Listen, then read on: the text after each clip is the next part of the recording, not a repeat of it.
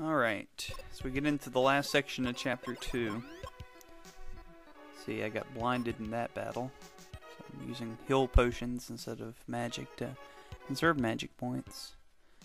And I get poisoned in that battle, so the status ailments are starting to come a little bit more frequently, you see. That's always good, huh?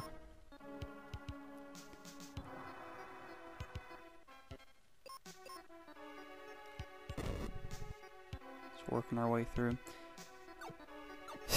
Can't jump over the plants. It's so weird I can't step over plants. I could just avoid all these battles.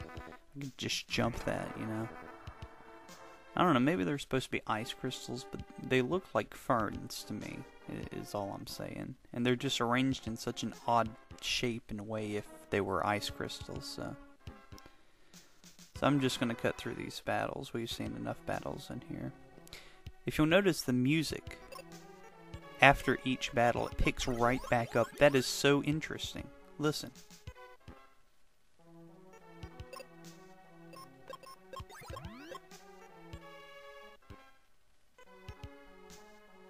I've never had a Final Fantasy do that. Pick right back up with the music on the note it left off.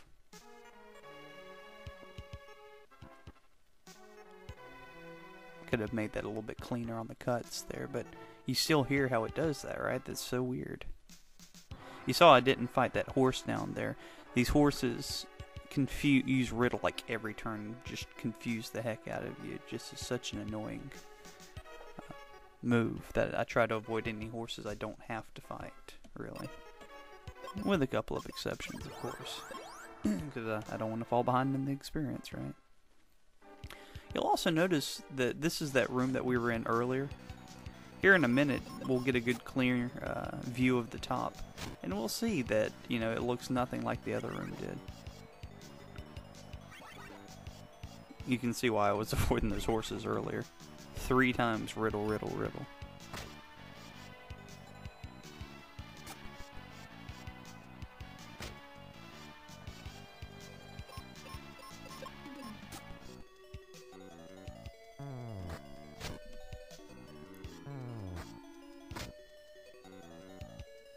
I don't really have a whole lot to say here. It's same old so far that we've endured for the last clip and a half, so.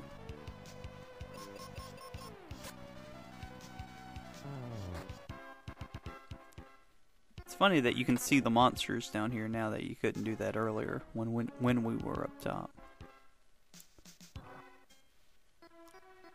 Like, I'll get a little closer to the top. See, there should be some stuff up there, like some boxes and whatnot, and they're gone. And I didn't get all the monsters last time anyhow, so there should be at least one monster.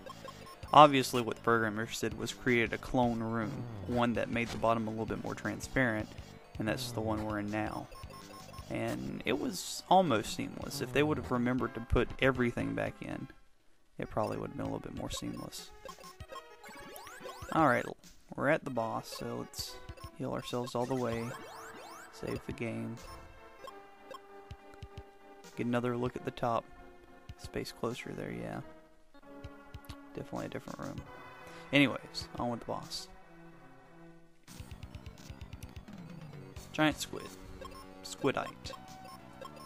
I guess it's better than Squidward. So let's use those fire spells I've been saving up. She has a spell Thunder. It did absolutely nothing to him. And fire really didn't do anything. Well, scratch those off the book. I guess I could have been using those fire spells after all. Word to the wise, I guess, for those watching, huh? So let's try bombs.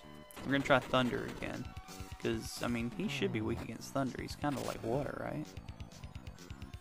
Well, he's not weak, but that did a lot more damage. Close to 500. Thunder is listed as a wizard spell. Apparently, this game thinks Thunder on a higher plane than just Quake and Fire, and in fact puts it on par with White, Flare, and Meteor, the other wizard spells in the game. So that's kind of interesting, huh? It's a really powerful spell. I also like how when you're blind in this game, you just face the player. You face away from the monster. So blindness is just stupidity. You can't just turn around and face the enemy. So lack of common sense, I guess you'd call it. This must be the Libra Crest. Libra Temple, or as Ben likes to call it, the Whatchamacallit Crest and the Whatchamacallit Temple. Explains how the crests work, because we're going to get a few of them in the game. Use that good old life spell trick to get rid of the blind. What? So it works with poison, and it worked with other status ailments, but it doesn't work with blind. But it still heals me all the way. You know, what's weirder to me and more irritating than the fact that that life spell can do these weird things is the fact that it's inconsistent in it. But anyways, we're skipping out of the cave. Nothing exciting happens on the way out. Save some time. Let's go ahead and take out this battleground over here while we're here.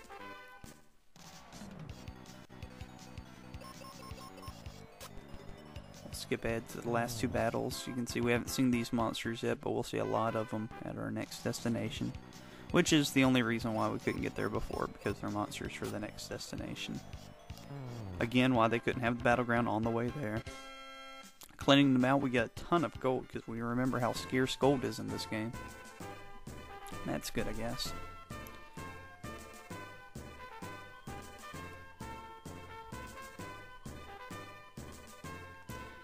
Take a long trek over to where we met Phoebe, the Libra Temple.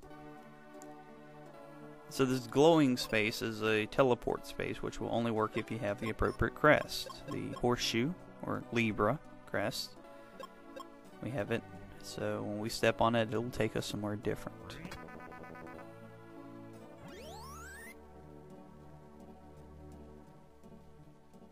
That must be the Spring of Life. That was a really small spring, it looks like. It wasn't even a space deep. It's hopeless now. She is such a pessimist. But Ben says there's someone inside. Okay. I don't see anybody inside. Ben is seeing things, apparently. But there's somebody up there. You mean he saw him over there? That's impossible. But anyways, physics aside, it's the old man again. Great, alright? Phoebe's complaining. We need wakewater's dried up. It's hopeless. That's her favorite word, hopeless, in this game. Notice what he says. All that's left of the wakewater is in this bag. He has a bag of this life-saving wakewater. Here are my points. Either one of two things just happened. Either the spring just dried up, like moments ago, and he just happened to save some right before it dried up. If that's the case, then everyone is just being childish crybabies complaining about something that just happened moments ago. You can see this cave leads nowhere. That's just so weird. But back to my point. Either it just dried up moments ago, or he's been holding out for a while. He's actually had this bag for a while. And he's really a pretty mean bad guy because he's letting everyone suffer on purpose. He's had the thing that cures everything, and he's just not giving it to people. In either case, the fact that he has this wakewater, which is necessary, and he's not taking it to the city, just makes him a jerk anyhow, right? So, I mean, it just does not paint a good picture of him throughout the game. You saw that I got some arrows. That's a perfect place if you start running low on the arrows. So we get back to the city. We've got the wakewater now. And Phoebe apparently wants to pour it on this one plant in the middle of town. I don't know if it's like a kindred spirit with the town or something. But it obviously doesn't do anything. And so she comes to the conclusion, I guess this town will stay frozen until the crystal of water shines again. Why didn't we think of this in the first place? Obviously, the crystal is having bad repercussions. Even the townspeople are saying it's because of the crystal that this, that, and the other is happening. Why did we waste all of our time going to the cave so that we could get a crest on the assumption that wakewater would cure this town when we could have just went to the temple and rescued the crystal to begin with? So that all was just one big waste of time. Nothing irritates me more than playing a game where the plot dictates you have to waste time. You have more common sense than the people in the game, and some of the games that we'll get into later will just be more examples of this. We see the townspeople aren't saying anything different, so that's the end of Chapter 2. Chapter 3 takes us to the Ice Pyramid.